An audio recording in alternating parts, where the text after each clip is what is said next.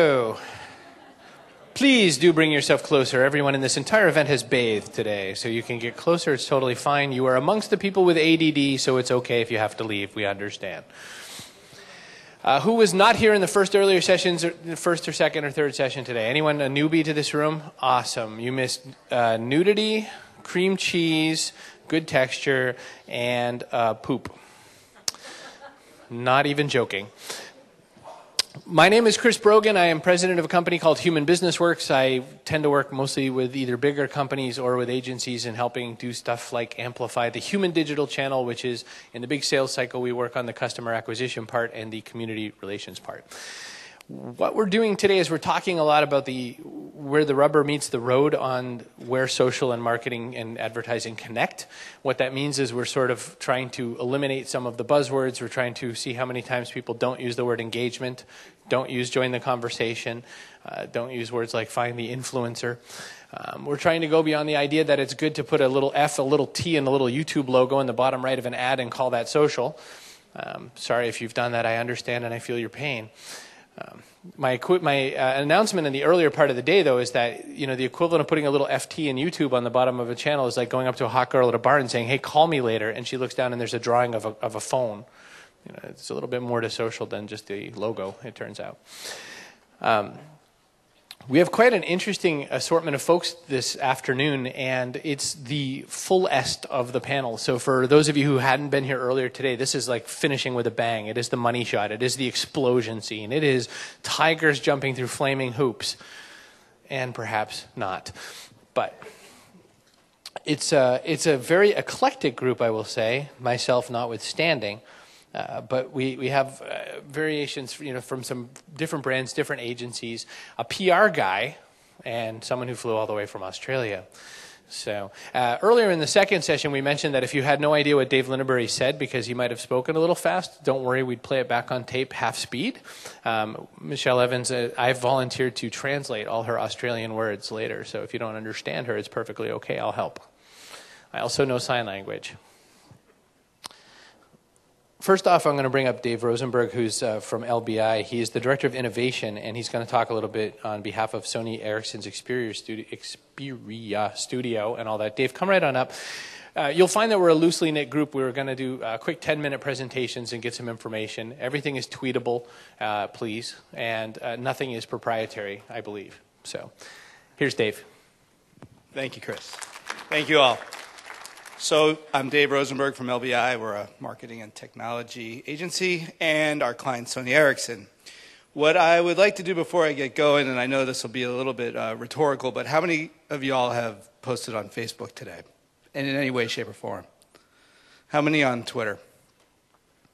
How many on Google+? That's still pretty good.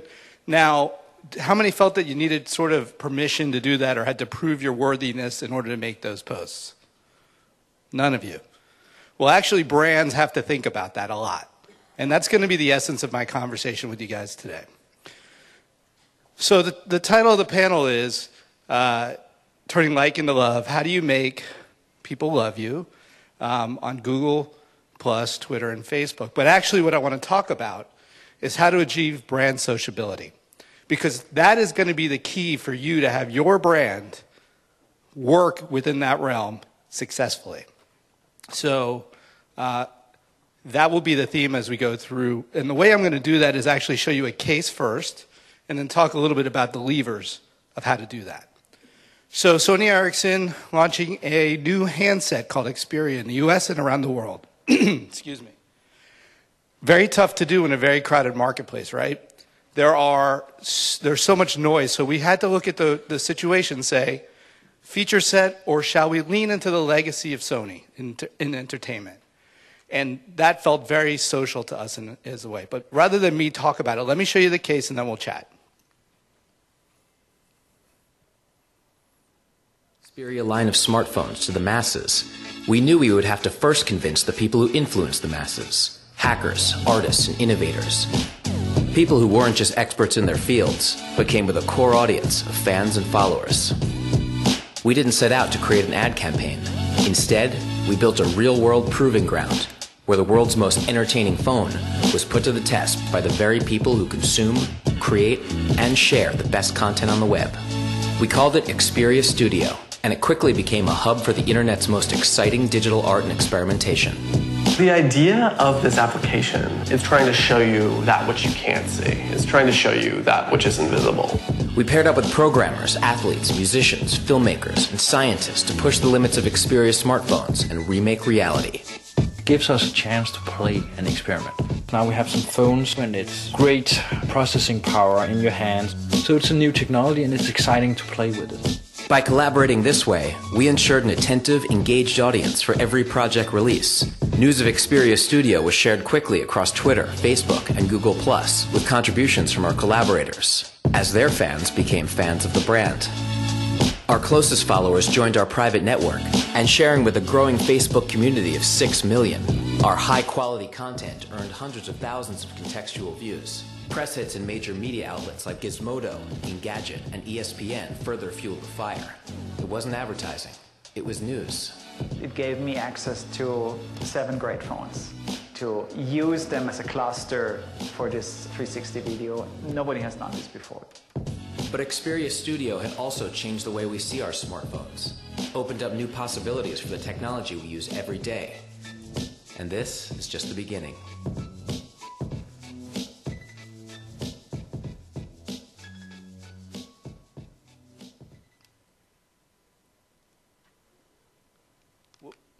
So, of course, with every great case, we have to talk a little bit about the numbers. It's pretty new. We just launched maybe 2 months ago. And we've already seen huge growth in a fairly established Sony Ericsson fan base, but the numbers have spiked. We're up around 6 million people who like our brand, and a lot of them come from the contributors themselves bringing their audiences to the table, to Sony Ericsson, through the content. We also have this social CRM platform. It's a way for us to actually have a closer relationship, even using Facebook, in order to give real people the opportunity to co-create with us, which is very important to us, both from how we behave, but also from a brand perspective. And we see this sort of evolving beyond what we're doing into editorial. And so while you've seen that we have made it into Engadget and Wired, and we're really proud of all that, one of the things that we're most proud of is the fact that it's made its way into ESPN, a lifestyle brand. And when we can make that crossover socially, where the content we create with these influencers is making its way into mainstream, then we're helping Sony achieve their goal of sort of reaching the mass. So let's talk about how do you do that. So we call that at LBI as well as just, feels right as a person, 4 levers to brand sociability. So the first one is you need to start with an inherently sociable idea. Second one is, and I'm going to get into depth on these in a minute, is to commit to a brand point of view and have a voice for that brand. The third one is to leverage current themes or even memes to create currency or relevancy for the brand. And the fourth is to be proactive and responsive in your mechanical sort of operations, but it runs even deeper than that. So let's talk about the first one. The first one is having a sociable idea. So remaking reality or reality remade is a question or a challenge to the world. How can we look at the world every day differently, right? And we looked at with the influencers that we picked, how do they see it through the lens of the handsets? How can they change the way they look, whether they're a hacker, an athlete, an artist, a musician? So that is a very sociable idea. It doesn't stop with a period. It is a very open-ended thought versus sticking your, as Chris said, YouTube video commercial up there and hoping it goes viral. That's not a sociable idea. So having a sociable idea starts way upstream. The second point I want to talk about is having a point, actually a point of view. And this is critical because just like if Judith over here in the audience has a friend named Mary who is very funny, but John who is very serious, she'll get to know Mary very well and turn to Mary and want to, when she needs lighthearted fun, she'll have a relationship with that on that level. While John is very serious and have those in-depth chats. That's how we become connected to people, is by understanding their characteristics and wanting to get to know them. Same for brands. And in fact, when a brand has a consistent point of view and how it represents itself, not just out to the world and what it says, but what it does, people can come to expect from that brand a relationship, and that continued relationship. And I know where to turn when I want that kind of, whether it be content or discussion or what have you. That's why we return. Leveraging relevant themes is also really important because oftentimes brands they really want you to talk about the brand the way they want to be spoken about. But frankly, people don't want to talk about brands in that way. They want to talk about the things they're interested in. So where is that point of intersection where people we can find common ground with them? And that's how we used sort of these influencers through breakthrough influencers, people who hadn't quite hit the huge mainstream nor were just starting out. And we verticalized them into the artists, the hackers, the musicians, and really kind of found a way we know that people self-select their kind of content. And we found a broad range of content for them to self-select into. And when we have that quality and variety of content, that allows us to have a very sort of sociable behavior with content that people can choose. Okay, so if you take the idea that we have Josh Peak over here, who's an astronomer at Columbia University who developed an Android app on the Sony Xperia platform, or you have Jorgen, who helped this particular mountain biker in Moab create a real-time 360 video shot with a strung together thing created with a 3D printer, thing being technology code, that would allow you to see it. It doesn't matter to us because this is what's important. We know this from what people are already talking about online. Third is to be proactive and responsive. And yes, we have an editorial calendar that we know we need to follow and we want to follow, but stuff happens in life. And people are talking with us, and we're having those conversations. And this is the chance to really use your point of view, whether it be on your editorial calendar or responding to what people have to say. So whether you're into surfing, into sports, or whatever the thing is that you really gravitated to in this content, or you're into the phones, which, by the way, when you have a product on Facebook that people like, they really actually like your product and make no apologies for having discussions. But what's interesting here is we had product discussions, again, through the lens of how these influencers or these people, these artists, saw it. So it really brought the discussions around product to a new level as well, which I think was very satisfying. So in conclusion, the 4 levers, right? Have a sociable idea up front. It's hard to do, but think about it. It is not a period. It tends to be a question or a challenge. Number 2, commit to a brand point of view or a voice. Have something that you stand for, and people come to know that that's who you are as a brand. And 3, leverage relevant themes and culture. Don't try to make everybody talk about you the way you think you need to be spoken about. Understand people and diversify the content you have out there because people do self-select.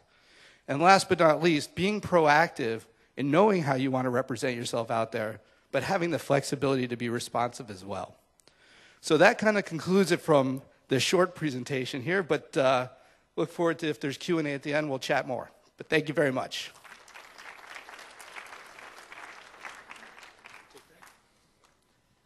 Dave Rosenberg, everyone from LBI. There's a lot about that I would love to comment on. We just have a really tight schedule, but the key takeaway for me in that whole thing was make your buyer the hero. That video is all about making your buyer the hero and making them the story. And it's a way better way to show off a product is have the people do the work instead of make it how awesome your product is. Kirsten and Colin, why don't you come on up? And this is Kirsten Mitten, is it Rivas? Am I pronouncing it right? Okay. And Colin Westcott Pitt. I'm Christopher Edward Brogan, if we're going with all 3 names. And Kirsten is from the Euro, I always get it wrong, RSCG, and Colin is from Heineken and Gang. So we get to learn about the most interesting man in the world. Thank you. Do I need to do anything? Oh, Lord only knows. Is there I think there's a little button thing, but we're on 2. Hey, bravo. Full service MC. Okay.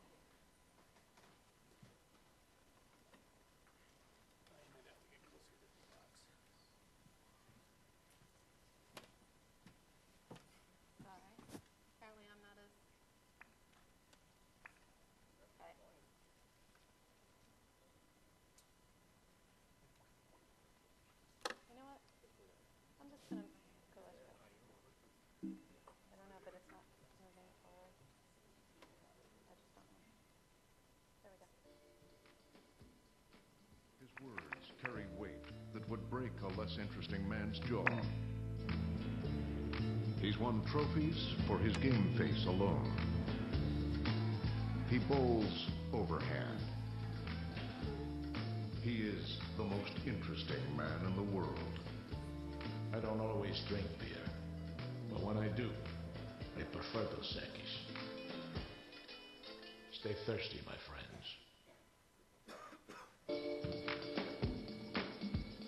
He is the life of parties he has never attended. If he were to punch you in the face, you would have to fight off the strong urge to thank him. Sharks have a week dedicated to him. He is the most interesting man in the world. I don't always drink beer, but when I do, I prefer Dos Equis. Stay thirsty, my friends. So, how many of you know and potentially love that campaign? How many of you like us on Facebook? Oh, cool. If you want to do it now, that's fine. Feel free. But we have over 1 million likes on Facebook, and it's not because Colin and I come and sit up here and say interesting things and share the work, which obviously there's a whole bunch of stuff even beyond this. But it's because of everything we do in an effort to really stay true to the brand and really stay true to the idea. And that's kind of what we wanted to center our presentation around today and kind of share with you some of the things that we do to make sure that we deliver that really consistently and seamlessly. I think first, before we do that, we want to kind of give you a bit of context, maybe a bit of background. I mean, this is obviously, as everybody would expect, a super cluttered category. A lot of brands, a lot of spending, a lot of messaging. And we were this tiny little brand from Mexico and trying to figure out how to break through. And it isn't always easy to do, but it starts with having a really clear sort of plan of where you want to go. And what we obviously had to do was take a look at the target. Who are we talking to? Because inherently, if everybody's sort of seeing on average, 3,000 messages, these guys are probably seeing even more. They're inherently a social group and inherently a social category. And so it was really important that we figure out how to kind of connect in the right way. I mean, these guys, as evidenced by this picture, they're looking for fun. They're looking for funny. They're looking for, to be kind of the life of the party. Like, who doesn't want to be that? But that's where it got interesting because, in fact, if you observed them, they weren't the life of the party, but they were really trying hard to be. And what it turned out was they had this fear, this terrible sort of anxiousness about being perceived as boring. And my friend Colin here has a shirt that says what we think about that. And maybe at some point I'll take my fur vest off and you'll see mine as well. But with all of this, it's a bit much. So the main point, obviously, is that we found that these guys felt like, oh my God, I don't want to be boring. Being boring really sucks. And so we saw that as an opportunity for us to kind of step in and say, well, if there's this perception and we're this brand that believes in doing things that are more interesting, then together you sort of share this philosophy that we're going to help you live more interesting lives. And there needs to be a couple of kind of layers to that, the way that we do it. I mean, the first is the one we just shared, which is the man. Here's this aspirational guy that shows you what kind of the most ultimate interesting life could be. It's intentionally not the guy on the right. It's someone who we thought could be aspirational, believable. You believe that he does these interesting things, that he's had that interesting life, and more importantly, that you relate to him. And that was a really interesting thing for us. So I think you were just talking about the importance of starting with a highly sociable idea. We really felt like this, for this category, for this target, inherently was. He's the beginning of that, and then where we kind of took it from there is what we wanted to share with you today. Thank you, Kirsten. Good afternoon, everybody. So, you've heard a little bit of the story. We had absolutely, well, compared to most people, very little money. We had a brand that virtually nobody had heard of, and those that had heard of it couldn't even pronounce it properly. Okay? We had a little bit of knowledge about the consumer, and that was that they really didn't like to be seen as boring. but they didn't really want to share that with us, so we're not sure how important that was.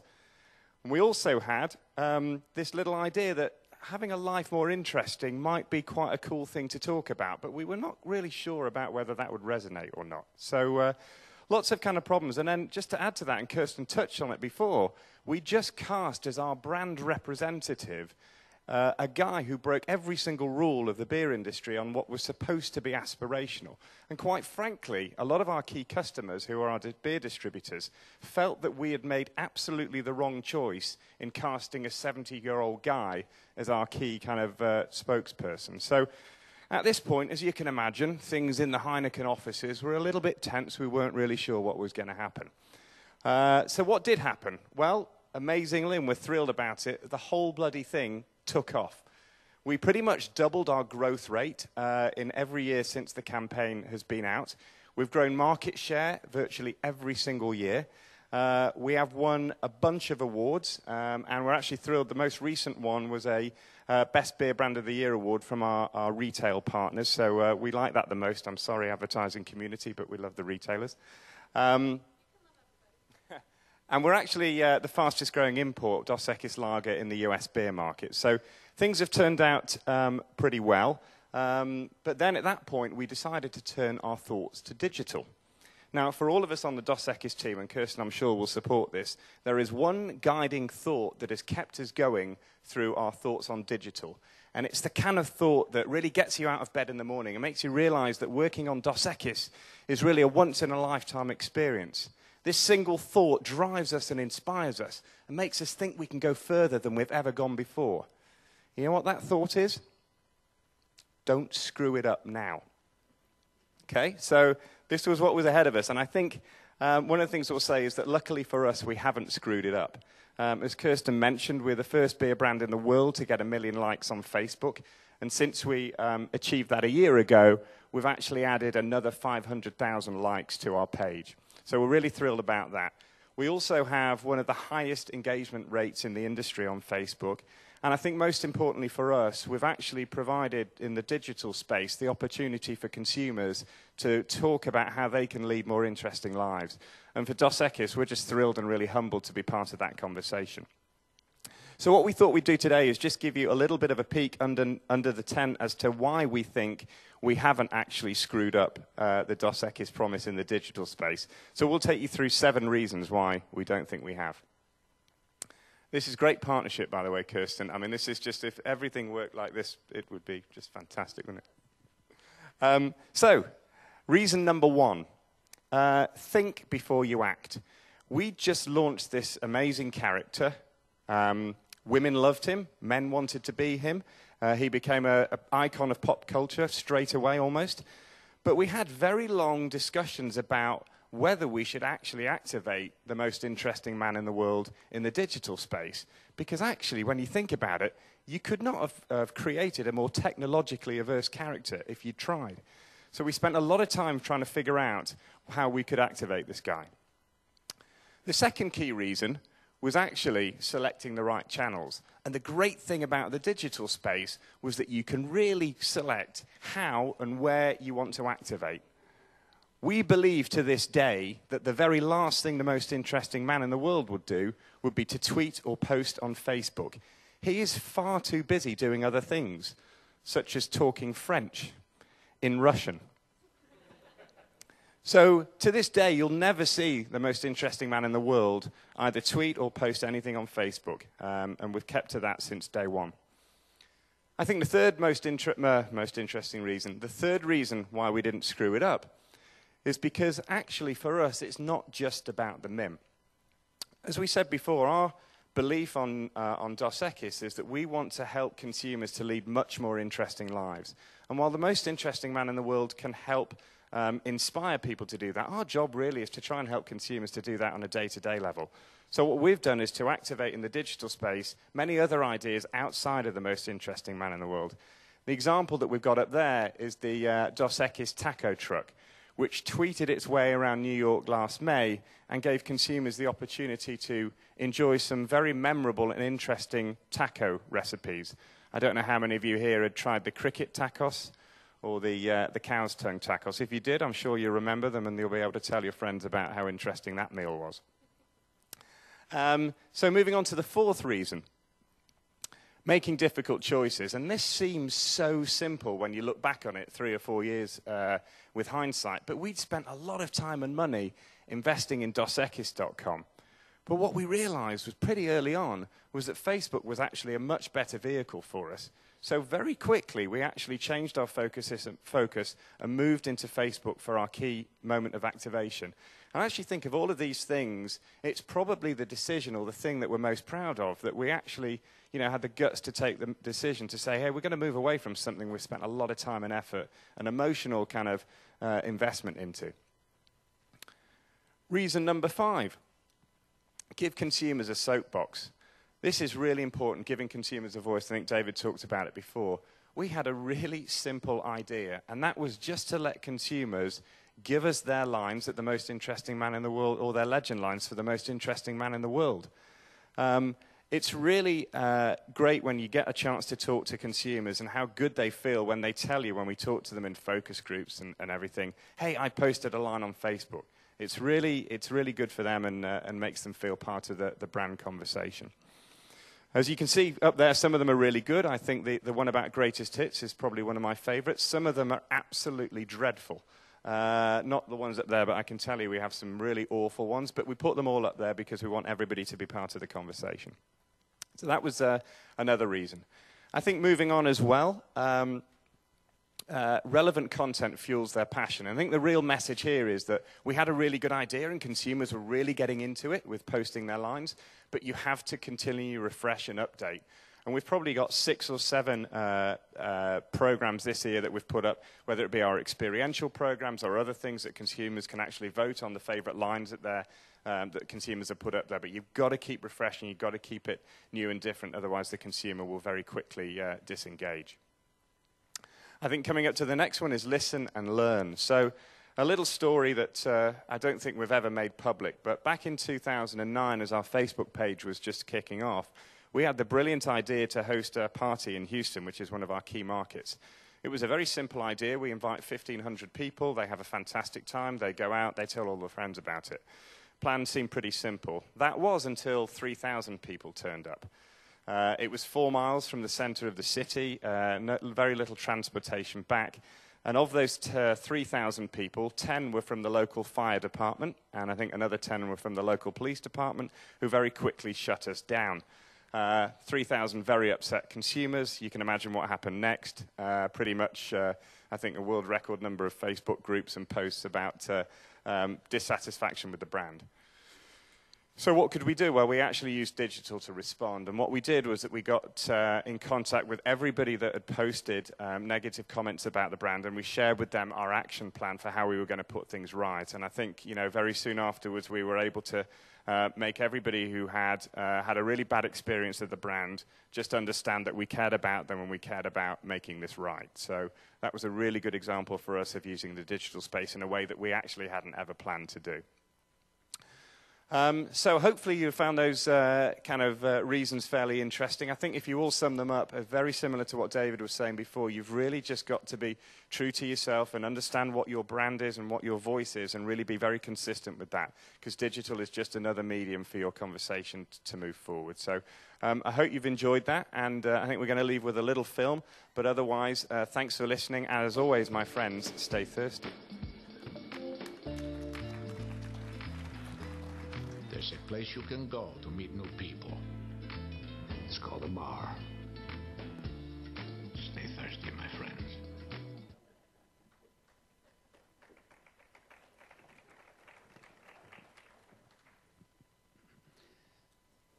Kirsten Minton-Rivas and Colin Westcott-Pitt. I wish that every one of our experiences had a what we did wrong and how we fixed it bit. Don't you think? Because, there's a lot of people who come up here and say, we got 41 million impressions and 14,000 people loved us, and blah, blah, blah. But to go up there and explain how another part of advertising is picking up the mistake and handling the failure and bringing it back alive, and how do you communicate the brand, I think speaks just as much to this as coming up with the most interesting man, which, by the way, your 3-letter acronym, MIM, so being not from the ad industry, I've heard so many like AOR and stuff like that I always have to like spell it in my head. So it's like MIM, and Jack says, most interesting man, duh. I'm not fast sometimes. Speaking of which, I'm going to bring up Michelle Evans, who is the online social media and business development manager for 4 Ingredients. Michelle's come all the way from Australia, and as I said earlier, if you don't understand her, later I'll translate everything she said into proper English. There's a buttoner thing, but you are on number 3. So is that your box right there? That'll be here. This one, Michael's? You can use Michael's if you want. It's all right. He's more interesting. Is there a clicker? There is a clicker. It's this one. Okay, sorry, it was on. Oh, here we go. They've changed it. There we go. Very tricky. We have a lot of boxes up here. We do, yeah.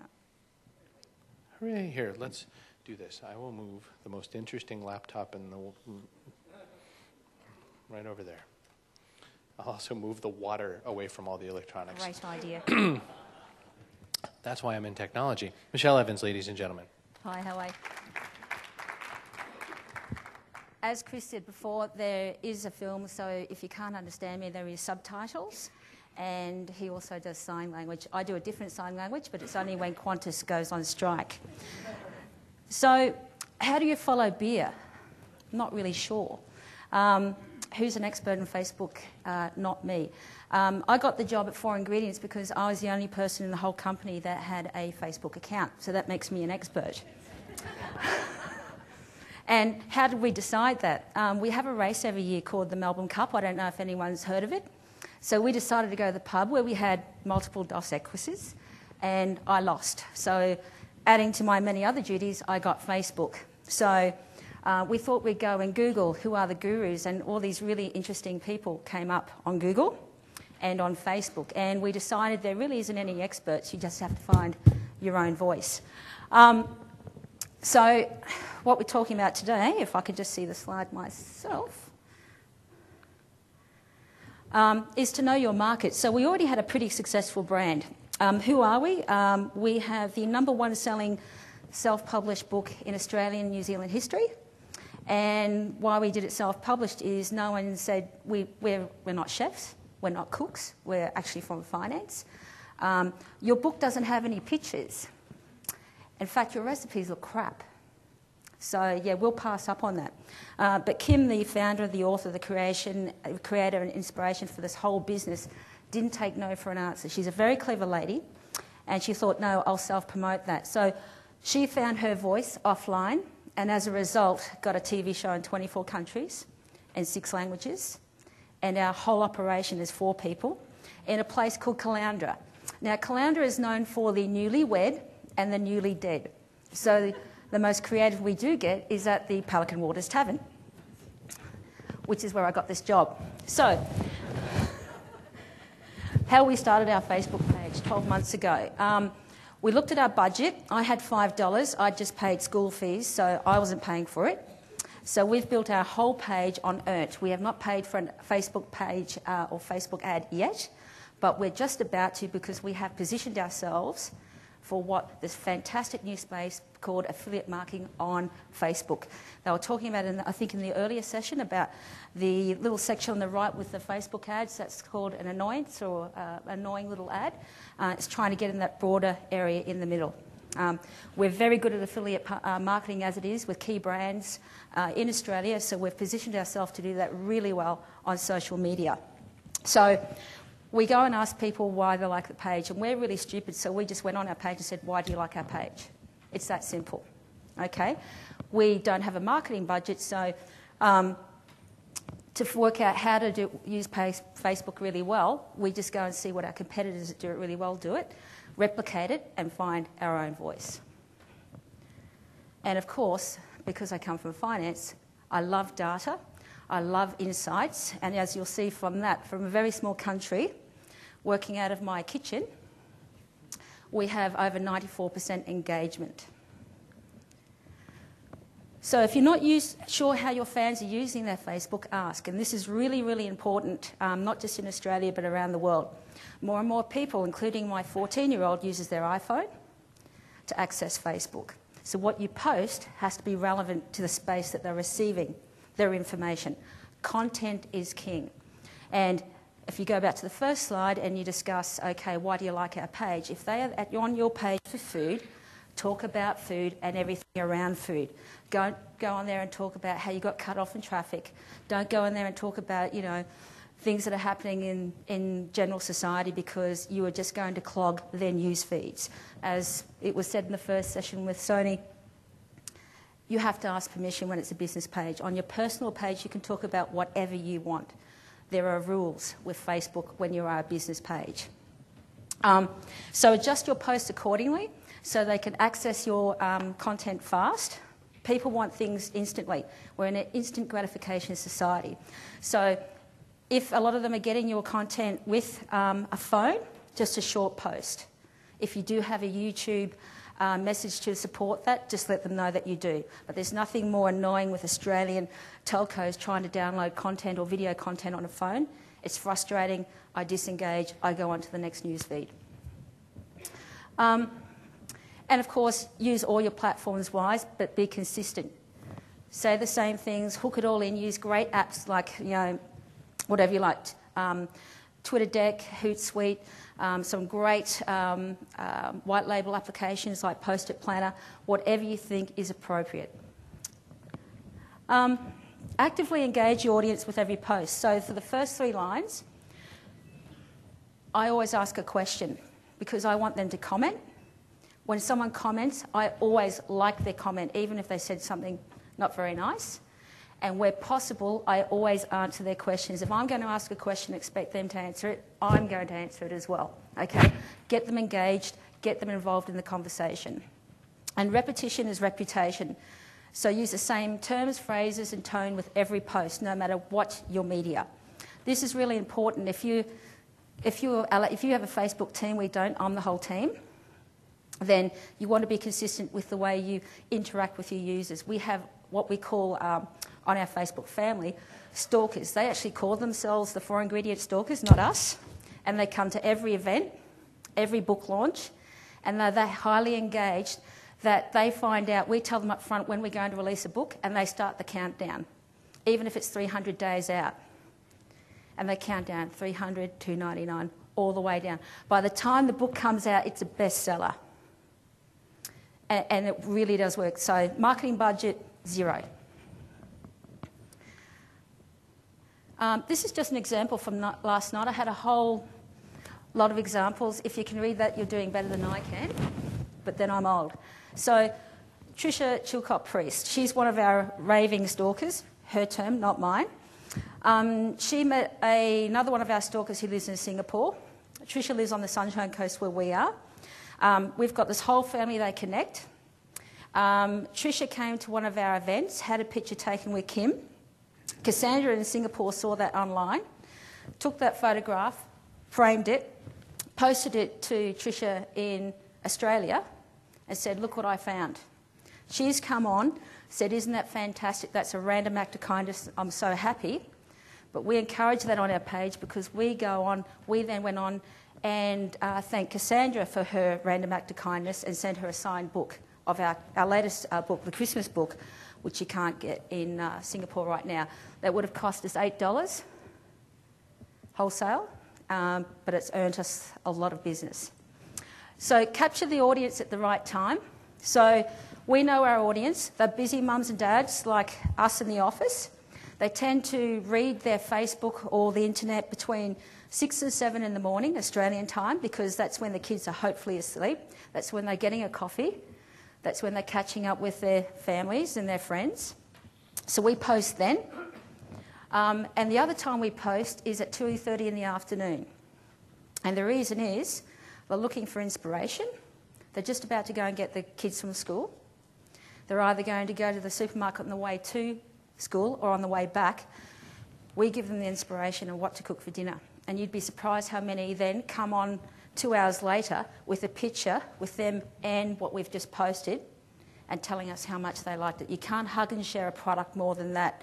And supermarkets love us for that, because all of a sudden we've sold their tomato soup that's on special, or zucchini on special.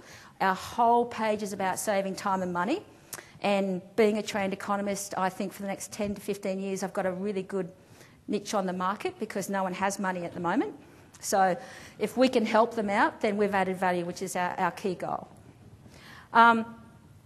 Okay, you allocate block timers to post if you're using apps. I only use apps, to be honest, when I'm flying 23 hours across the other side of the world, which this is the 4th time this year, and then I'm back home for 2 days and then off to the UK.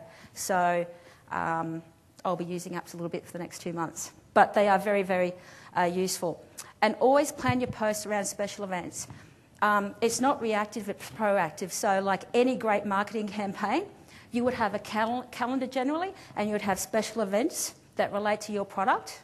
We post around that, and we try and get in first and engage the excitement around it. And answer as many questions, just repeating that again. Actively update your knowledge of Facebook, Twitter and Google+. I've seen some really fantastic pages being taken down because they didn't comply with competition rules in particular, and because they were deemed to be spamming the news feed. So be very, very careful about that. It's free, but it's a lot of hard work, as you would all know. And if you're using sweepstakes, do it the right way. Social media isn't exactly self-promotion. The page belongs to your audience, so just remember that. Don't product flog. If they ask you a question, answer it, of course. Groom your audience. People come to pages because they want to feel a part of something. You know, the word connected is used a lot, but we give them exclusive deals, sneak peeks. We might give them a recipe here and there from a new book before somebody else. We make them feel special, but the clever thing, and Kim has done this before we even went online, is she's very clever in that she gets the audience to write the recipes. And then she gets their permission to print those recipes, and she puts their name and lights in a best-selling book. We're getting the content from our audience. We're lazy. We live near the beach. We love surfing when we get, more importantly, golf. But when you take on the job of social media, your handicap goes up. Engage, educate, and reward your Facebook family. Set the tone and repeat it. We have what we call random acts of kindness constantly, and this is a way to work with the competition rules. It is completely random. It's not all the time, but we give things away to people that we think deserve it, that have worked hard on our page to educate our other family members about our product, where to get it, and the best price. Setting the tone just at our welcome page. When you come to our page, you have to go into the welcome tab. We think this is really important, and I think this is why our engagement is high. We set the tone, so if you come in here and you don't like what Kim says in the 30-minute trailer about what this page is all about, you don't need to like us, you can move on, okay? Brand ambassadors, or what I'm called is the social media Nazi. You need to really be tight over the control of your social media. It's becoming all media, okay? So whoever's looking after your social media or digital media needs to know your products, your brand, your strategy back to front, live and breathe it. And even if they're tired or been working 7 days, the message has to be the same. It has to be consistent.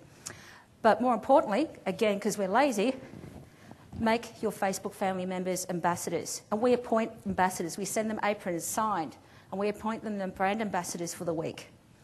And we're really big on football jerseys and things like that in Australia. So we get them to then, when their stint is finished, sign the apron, pass it on to the next brand ambassador, and then we hang that apron up at the end of the year in the office, and they're known as our 4 Ingredients brand ambassadors for the year. So there's a random act of kindness there, another one. They go on and on and on and on. And it's all about turning likes into love, and the more involved they feel, the more they feel they own the page, the more they're going to sell it. So if we flick through, what does this mean? Well, 4 people, budget of nothing. Our online growth as a result of Facebook, Twitter and YouTube has grown 411% in 12 months. 94% monthly active engagement for Facebook alone. Our online sales have increased 233% in the same period, directly correlated to Facebook. We have a checkout survey to find out where you heard about the product. 1 in every 7 homes in Australia and New Zealand now has our books, which is sensational. Our PR and marketing spend is time, not money, and we provide content. And it's flipped. As a result of our success online, we are now in over 100 APN publications around Australia and New Zealand, where we give them a quarter-page ad, essentially, content, a recipe with our Facebook symbol, and they post that in all of those publications Monday to Friday, and they pay us for the content, not the other way around. Whenever you buy a Sony Bravia now in Australia, our YouTube channel is embedded. Glenn, who is our director, our Steven Spielberg, we learnt this, again, we tossed a coin and decided he would do it. So we went to the equivalent of your Home Depot, got 2 $30 electrician lights, bought a $150 Kodak ZI-8 camera, and that's when we started filming. And we've just secured actually another 2 countries for our cable TV and signed free-to-air TV in Australia, and within the next couple of months with probably one of the largest TV entities in America for free-to-air TV in the USA. And a lot of that has been keeping the audience engaged, educated and involved. My name's Michelle. If you want to have any questions, you can ask me afterwards. Thank you.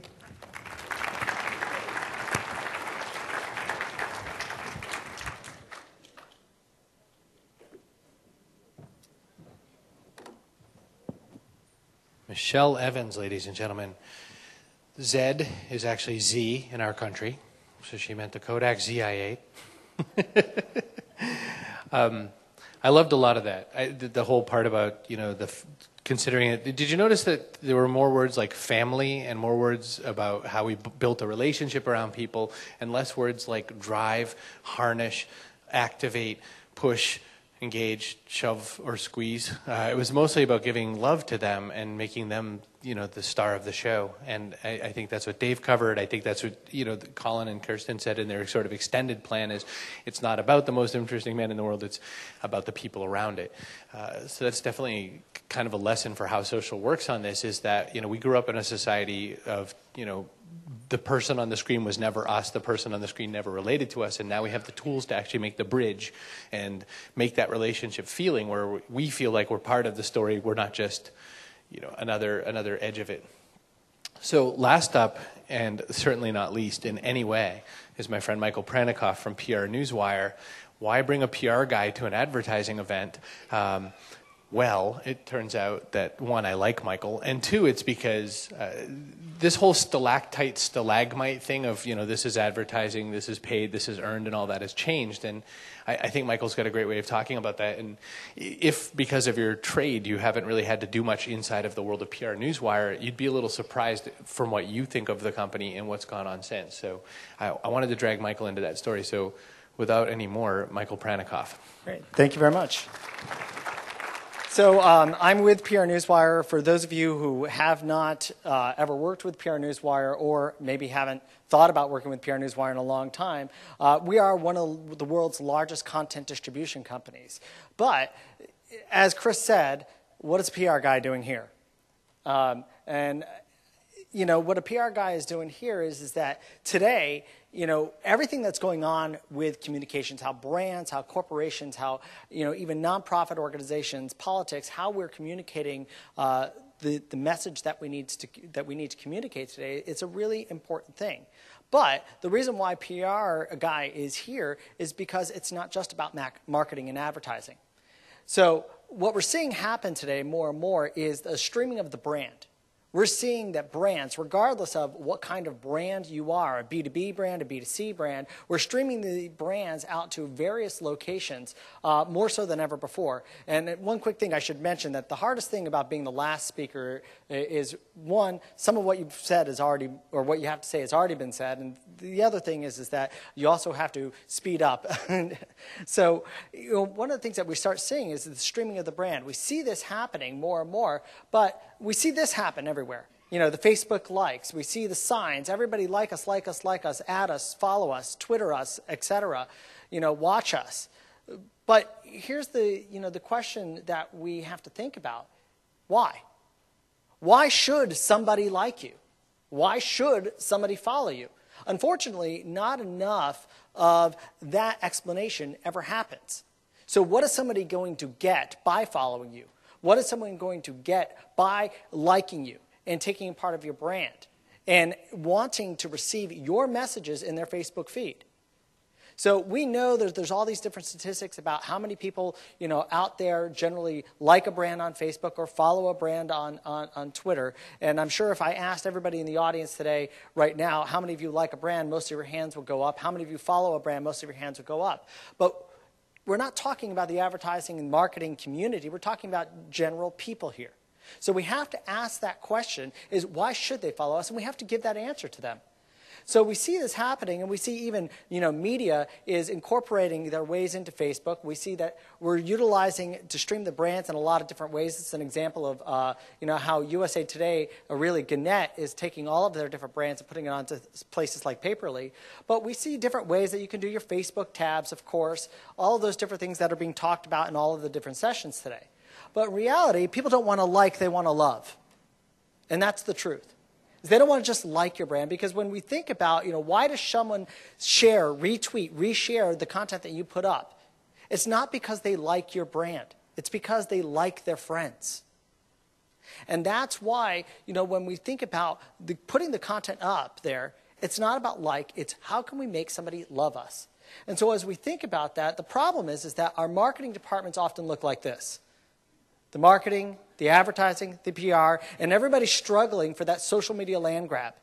I've been into about 3 or 4 companies just in the last 2 weeks, and there's constant arguing about who has control over social media. Is it marketing? Is it PR? How does the advertising fit into the conversation? And we see this tug of war that's going on. In reality, here's the question. Where's the beef? Best advertising campaign that I remember from my childhood. And why was it the best? Because it essentially gave you what that message is. It told you right away, you knew exactly what they were trying to say. And here's the problem. The fighting that's going on between marketing and PR and the struggle of our brands, what's happening, this is what's getting lost. It's about the message. It's not about how many likes you have. Great, you had 500 likes. Okay, what's the ROI on that? Great, you've had this message retweeted 15 times. Wonderful. Okay, that's fleeting. So it all comes back down to what is that message that you're trying to get across. And then we take that message, and then we filter that message out through the different tools like Facebook, like Twitter, and then we utilize what that essential message is to then speak with our audience, not to our audience. So we take these different things, but at the end of the day, it all comes back to the message, and all the different tools that we utilize, advertising, marketing, PR, Facebook, Twitter, Google+, etc., reinforce what that initial message is. So as we see the paradigm shift that's happening in communications of, paid, owned, and earned, and all of those really quickly moving together, well, that's exactly what has to happen with our different departments. And we see that, we have more access to consumers, the continuous messaging, but that's the important thing, continuous messaging, but always being surely and focused on what that message is. So as we see this, everybody loves a good story.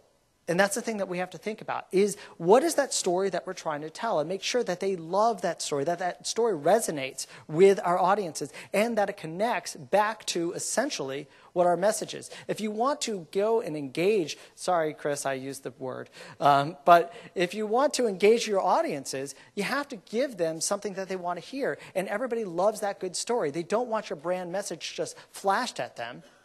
They want to know how this affects their lives. So we start thinking about, everybody wants that good story. Well, we also have to think about this. How can somebody find your good story? And so it's my belief that, the foundation of social media is actually search. Because before somebody can go and take your message and share your message and like your message, they have to first be able to find your message. And it's a really important thing to think about that search and how this all connects together, because 39% of search users link search prominence to how they feel about the company. So if they can't find your content and your information when they're looking for it, they're definitely not going to be able to share it. But the more that they can find your content, the more they are more likely to have a better feeling about your organization. And then, hopefully, if you're telling a good enough story and that's really, they like your story, they're then going to engage and they're going to go ahead and like, and they're going to share and love what you have to say. So what we start seeing today is more of this, which is more of like agile engagement. So taking some of the ideas of what's been happening in terms of, agile development process that has been going on in development for software, but now how do we apply that to how we communicate as a brand today? And we do that today by making sure that we're following these ideas and reiterating that process over and over. Listen, analyze, strategize. We've heard these different things, but now we actually have to take this all together with that message that we're trying to get across, and constantly refocus ourselves, constantly looking at and listening to our audiences and seeing what is working, what's not working, how can we tweak this, and how does it connect then with our message. It's that process now of taking agile software development and applying to agile communications and agile engagement. So I want to show an example of this at work. So Audi, earlier this year, back last in February, January and February, when we had those bad East Coast winter storms, which hopefully that's not what's going to happen this year. But Audi, when they were listening online, and they saw this video get posted by a blogger. Whoops. And sound's not working. Okay. Let's try this again. Hold on a second. Just a second. Let's try this one. There we go. No, that's not what we wanted. Let's just try. Well, okay, forget that. We'll just keep going. But what happened is that they saw this blogger. And this blogger was going out and talking in the snowstorms and was saying, okay, I'm going to test out and see how my Audi R8 Quattro is going to work in the snowstorm. Now, that's a brave thing if you've ever seen that car. And if you remember the snowstorms last year. So basically, he went and he took this out there. He took and posted his Quattro going out on the road and going through snowbanks and just performing just fine on the road, showing cars that were stranded, and the only other cars that were moving was his Audi R8 and a number of other trucks on the road. Well, he posted that up, and this started to catch wind in the blogosphere, started getting taken up by other auto blogs, and because Audi was listening, and they saw these numbers, in 3 weeks' time, they were able to turn this around. And in 3 weeks' time, they turned that around, and they put it actually into an advertisement. And again, I don't. Brace yourself, New York. Thousands of cars stuck now on cars are literally just parked. Usually close the interstates in Iowa. 10,000 flights have been canceled due to heavy snowfall. You do not want to be out there today, folks.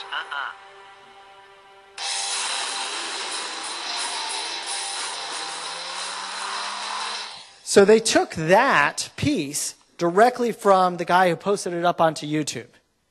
And in 3 weeks' time, they said they had seen over 599,000 hits in 3 weeks. They went and took that information. They went and they brought it into their own advertising campaign. And they brought that out into their advertising campaign not because it was, getting a lot of popularity online. They did it because it actually reinforced the message that they were trying to say. It reinforced the message of how well their car drives. And because they knew that message that they were trying to enforce, they looked for other people talking that message and then utilized that, analyzed that, and were agile enough to 3 weeks get this up on the air. So it's all about taking that content that we have and making that content directional today. And so, great, you have your Facebook page, you've got your Twitter feed, you've got all of these different things, but where do you want people to go after they've read that piece? What do you want them to do? And that's where you start connecting all of those pieces back to where you're trying to drive them. If you're just trying to drive them, somewhere online, great. But if you're trying to drive them offline, well, think, are you giving them actionable items? So it's all about the message. Thank you.